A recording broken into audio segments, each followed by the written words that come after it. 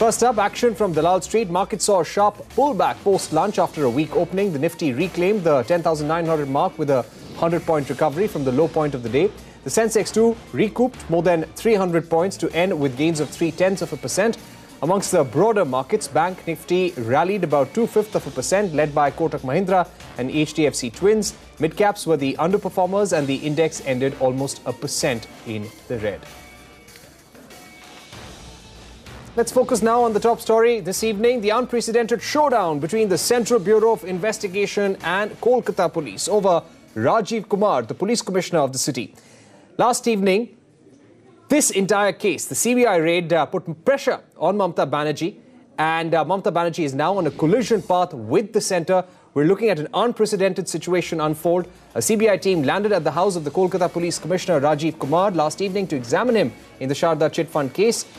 There was a minor scuffle which saw the CBI officials being detained by Kolkata police at a local police station, and they were held for around 2 hours. The police claimed that the officials did not have the required documents or warrant to question the police commissioner. The CBI alleges that the Kolkata police was trying to obstruct the entire proceeding, the probe. Meanwhile, the centre deployed paramilitary forces outside the CBI office in Kolkata, prompting Mamata Banejee to sit on a dharna against what she calls an attack on democracy. And this time, Mamata is not alone. The opposition leaders from Rahul Gandhi to Chandrababu Naidu to MK Stalin to Arvind Kejriwal have offered their support to Mamata's cause. The BJP lashed out at the Bengal chief minister, asking whether she was trying to protect herself. Home Minister Rajnath Singh has called the situation unprecedented. This even as Trinamool lawmakers took to the floor of the Lok Sabha to voice their protest against what they call a misuse of central agencies. A BJP delegation led by Defence Minister Nirmala Sitharaman met the Election Commissioner and demanded an unbiased and fearless environment in Bengal for free and fair elections. BJP's move comes after Amit Shah and Yogi Adityanath's choppers were not given permission to land in Bengal for their respective rallies. Here's a snapshot of all the developments in this unprecedented standoff between the West Bengal Chief Minister and the centre.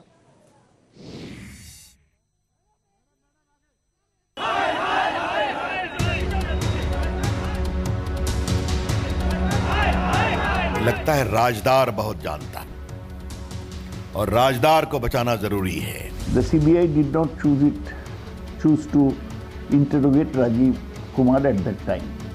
Now with elections 2 months away, they say they want to interrogate Rajeev Kumar. Honorable Supreme Court इस मामले के inter state होने के कारण, इसमें international money laundering होने के कारण और साथ ही साथ सीरियस रेगुलेटरी फेलोर्स होने के कारण और मामले के अभियुक्तों के एलेज्ड पॉलिटिकल नेक्सस के होने के कारण सीबीआई के जांच का आदेश सुप्रीम कोर्ट ने दे दिया. ये सरकार सीबीआई को एक हथियार बनाकर सभी अपोजिशन लीडर को खत्म करना चाहती है. उनको केवल अपने विरोधियों के ऊपर ही सीबीआई छोड़ दी, ईडी छोड़ दी, इनकम टैक्स छोड़ दी. जैसे जैसे चुनाव करीब आया है, भारतीय जनता पार्टी, केंद्र सरकार मिलकर के सीबीआई का दुरुपयोग कर रहे हैं. Government in Bengal run by Trinamool Congress does not believe in democracy. Officials are acting in cahoot with the government. All right, so that was Nirmala Sitharaman, the Raksha Mantri, speaking outside the Election Commission earlier today. Let's go across now to Payal Mehta, who joins us from the Metro Channel, the iconic landmark in Kolkata, where you have Mamata Banejee and her entire team protesting. They're sitting on a dharna there. Payal, tell us what's the latest. How is this story moving forward? Well, of course, it's nearing 24 hours as far as Mamata Banejee's agitation here is concerned in her capital city in Dharna.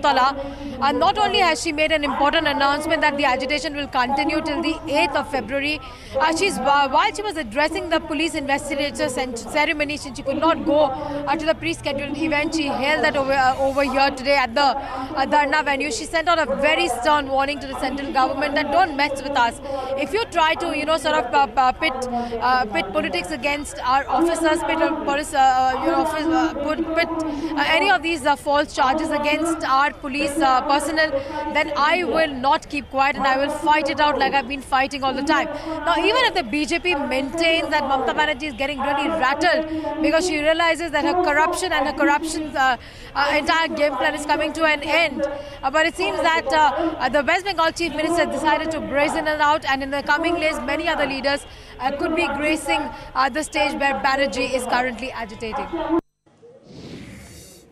All right, so that was Payal Mehta getting us the latest report from the Dharna site. Let's also get you an update on what happened in the Supreme Court. Remember, this matter, CBI versus Mamata Banejee, has reached the Supreme Court, and the Apex Court rejected the CBI plea for immediate hearing in the matter against the West Bengal government. Instead, the Apex Court will be hearing the matter tomorrow, that is Tuesday. The court said that it did not find any evidence that could actually substantiate the CBI's claim that the Kolkata Police Commissioner might destroy evidence in the Sharda Valley and the Rose Valley scam probes. The court said, and I quote, if you can raise some evidence that the commissioner was even remotely thinking of destroying evidence, we will come down heavily on him and he will regret it, unquote.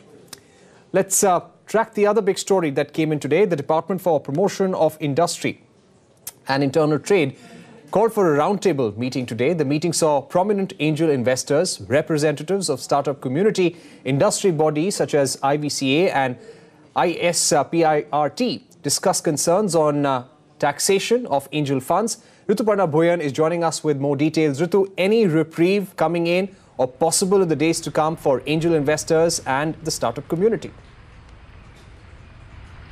Three messages were relayed to the startups. Firstly, there is a working group that has been formed to look at the solutions to issues raised by startups regarding the angel tax issue. This panel will propose solutions in the next 48 hours, and a solution will be implemented in the next 5 days. That was a message from the government. Secondly, DIPP sought to know from the startups, should the current limit of 25 crores that is there as far as a startup is concerned, should that limit be increased?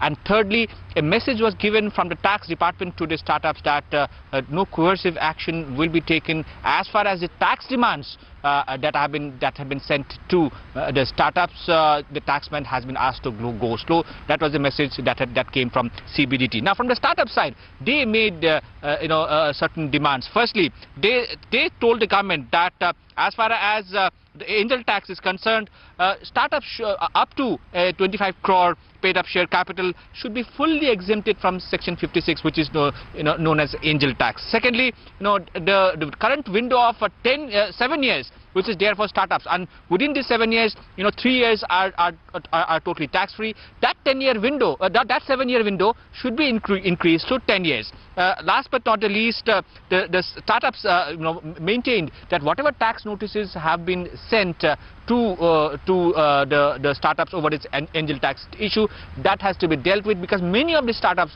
are finding it extremely difficult to raise funds. Remember that around 70% of the startups in the Indian startup ecosystem have got notices. Now, it remains to be seen how much of these solutions proposed by startups actually find place in the solution, which is likely to come out in the next 5 days.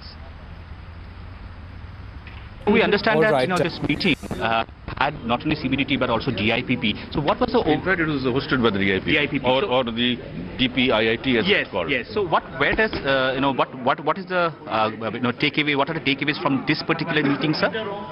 Well, as I said, first of all, it was a forum where we heard a large cross-section of people from the industry, people who are investors, people who are entrepreneurs and founders. Right. It was very, very enlightening to hear all the experiences and the views.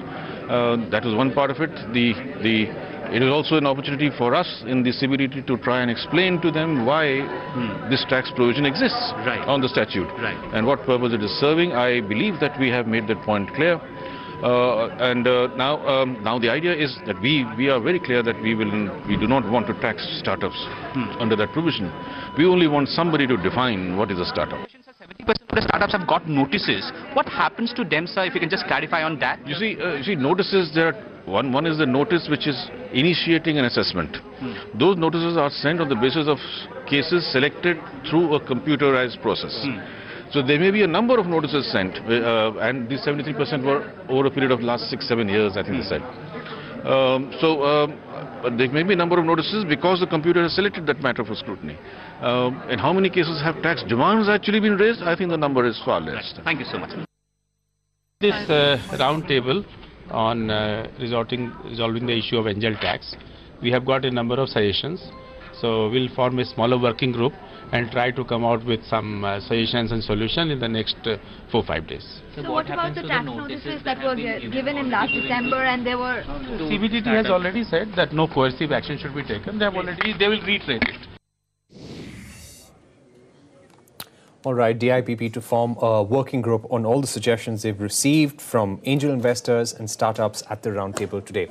It's setback for Tata Steel from the National Company Law Appellate Tribunal in the Bhushan Power acquisition case. The Appellate Tribunal today dismissed Tata Steel's objection to JSW Steel bid. JSW had submitted a bid of 11,000 crore and later revised it to over 19,000 crore, which surpassed Tata Steel's bid. NCLAT said that Tata Steel's objection to JSW's bid was uncalled for and maintainable, and has asked the resolution professional to put the company's bid before NCLT for approval. Let's move on.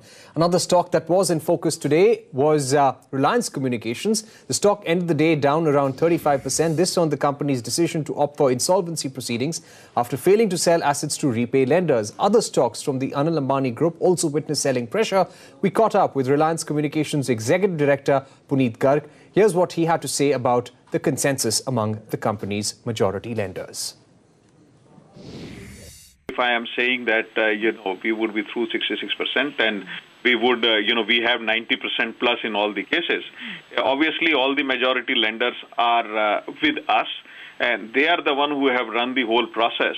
And going forward as well, I see that they would play a major role in terms of reaching this consensus. They have always supported us, even in the different legal forums as well, to ensure that the resolution is completed shortly. We have had no differences between Indian lender and foreign lenders. When it has come to agree on resolution plan or giving the consents, they both have been coming forward, and there has been absolute unity among themselves. All right, we will be tracking that story very, very closely. Shifting focus for the moment, online shoppers are now facing the impact from the new FDI policy on e-commerce, which came into effect from the 1st of February. Amazon has been the most impacted since it holds a stake in seller entities such as Cloudtail and Appareo and a 5% stake in Shopper Stop, all of which have stopped selling on the platform. As many as 25 million products are now unavailable on the Amazon India platform. Customers on Amazon and Flipkart are also seeing lower discounts and longer delivery time as well. Mugdha Variar talks us through what has changed in the e-commerce space over the last couple of weeks. According to some reports, there has been a drastic fall in sale volumes for e-commerce platforms. The FDI policy on e-commerce, which came into effect on February 1st, has hit companies such as Amazon and Flipkart hard, especially on the inventory and the supply side. Now, these changes are also reflecting on the respective platforms, with customers unable to see products from electronics to groceries, seeing limited discounts and long delivery periods. Now, here's a quick look at how this policy has impacted these marketplaces. Now, till the policy came into effect, seller entities such as Cloudtail India and Appareo, in which Amazon holds a stake, were able to sell on the platform. But from February 1st, these entities have disappeared, which has also impacted the availability of several of Amazon's own private labels, such as Amazon Basics, like you can see is currently unavailable, and Amazon Solimo, which is also unavailable. Now, it has also hit the Shopper Stop items on the platform, because remember, Amazon had taken a 5% stake in Shopper Stop in 2017, which is why these products now have also been unlisted. Now, Amazon Echo devices were temporarily unavailable on Friday when the policy kicked in, especially because they were being sold by Cloudtail and Appareo. But Amazon has brought them back again on the platform through new sellers such as Sigma Online. But you can see that there is only limited stock, and some of these products are available only from March. Now, these are some of the new sellers that Amazon has chosen to sell these items, such as Mira Enterprises, Hariom Communication and Sigma Online. Now, while Amazon did not respond to queries, Marketplace Pulse, which tracks e-commerce marketplaces globally, has said that 25 million listings were pulled off from Amazon in the run-up to the policy in order to be compliant. Now, remember, last week, Amazon CFO had said that the policy will impact pricing on the platform, customer selection, and customer experience.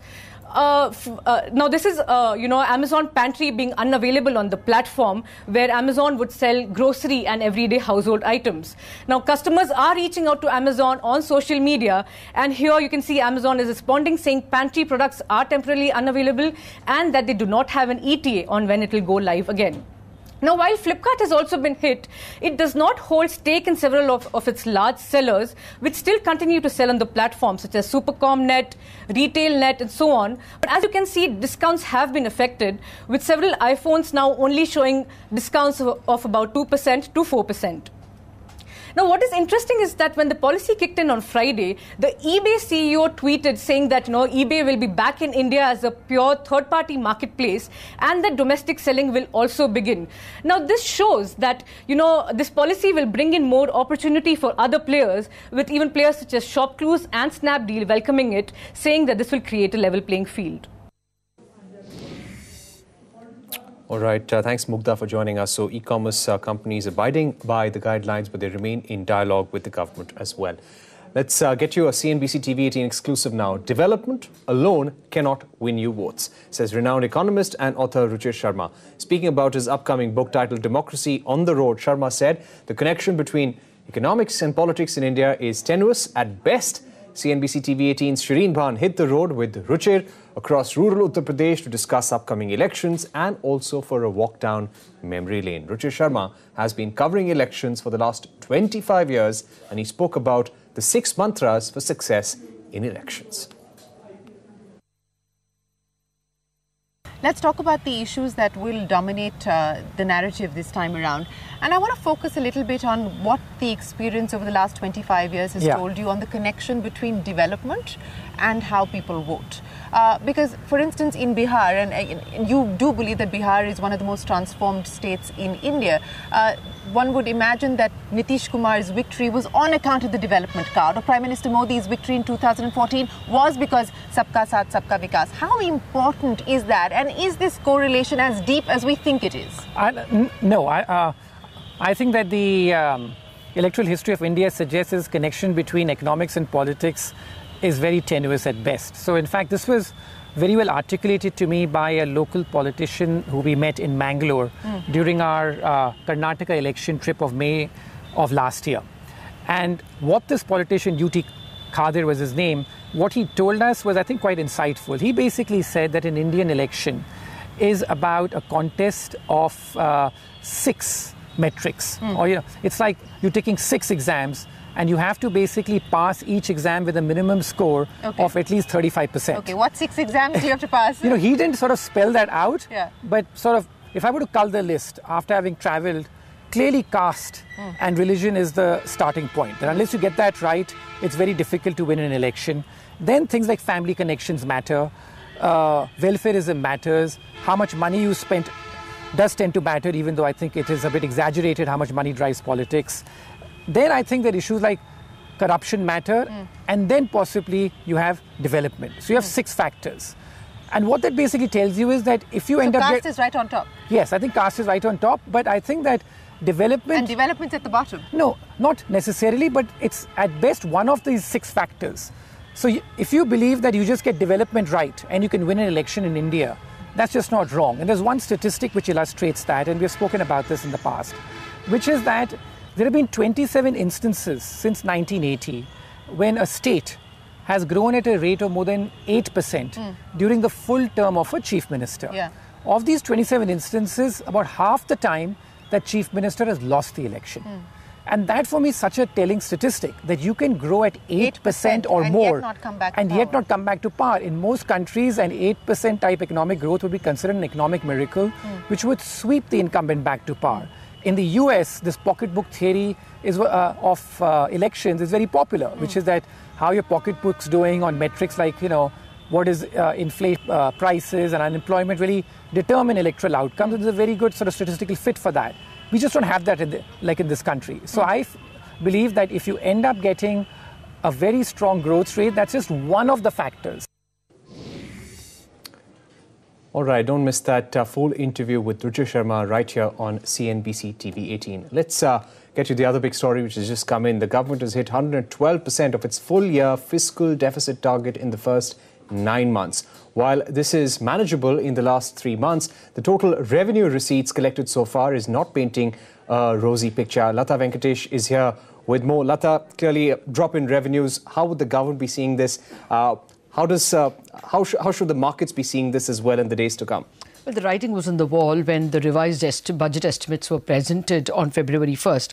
Okay, fiscal deficit is 12% more than what it should be in the full year. This happens very often when you reach December, January, and then the government starts cutting its expenditure. But look at the tax revenue receipts. Tax revenue, I'm not looking at all revenues.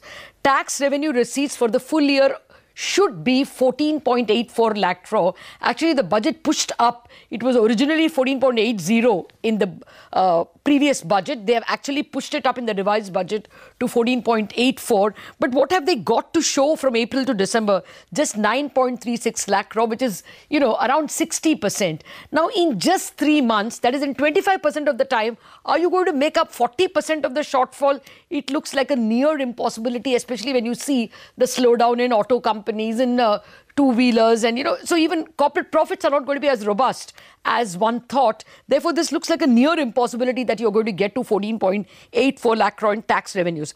Total spending has done well than it did in the same 9 months last year. 18.32 lakh crore versus 17 lakh crore. What hasn't done well is capital spending, only at 2.1 lakh crore. The budget's asking amount is 3.1 lakh crore. Now, it is anybody's guess where the cut will come when you have to find another 20,000 crore to do the basic income, the farm income payments. This is where the axe is going to fall. You're not going to get enough revenues. Most of the revenue spending is already over, some of which can't be avoided, like, interest and salaries. So clearly, where the axe is going to fall. All right. Thank you very much, Lata Venkatesh, for putting those numbers in perspective for our viewers across the country. That's all we could pack in on this edition of What's Hot. Thank you very much for watching. Nifty reclaimed the 10,900 mark with a 100-point recovery from the low point of the day. Sensex 2 recouped more than 3,000 points. MIP markets today, talk back, takes all the action forward.